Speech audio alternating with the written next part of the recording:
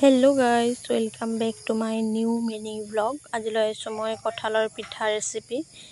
তাৰ কাৰণে কঁঠালখিনি প্ৰথমতে ফালি লৈছো। কঁঠালখিনি ফলা আগতে মই হাততে মিঠাতেল লগাই লৈছো, কিয়নো নহলে আঠা লাগি যাব হাতত। আৰু কঁঠালৰ পৰা মই গুটিখিনি উলাই লৈছো আৰু মিক্সাৰ জাৰ এখনত দিছো। তাতে দিছো চেনি 2 চামুচ মান। এবাৰ কঁঠালখিনি গ্ৰাইন্ড কৰি লম একেবাৰে মিহিকে। ইমানখিনি গ্ৰাইন্ড হোৱাৰ পিছত বাটি এখনত উলাই লৈছো কঁঠালখিনি। আৰু ইয়াতে দিছো ময়দা 2 চামুচ আৰু অলপমান বেকিং পাউডাৰ দি দিছো।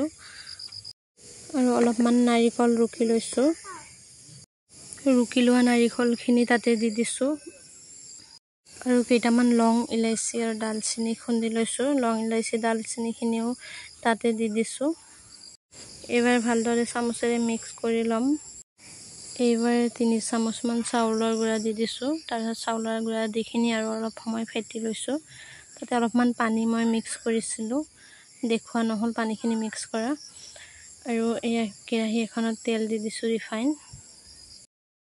ৰিফাইনখিনি গৰম হোৱাৰ পিছত তাতে দিছো পিঠাখিনি একেবাৰে লো ফ্লেমত দুইফালে ভালদৰে মই সিজাই লৈছো।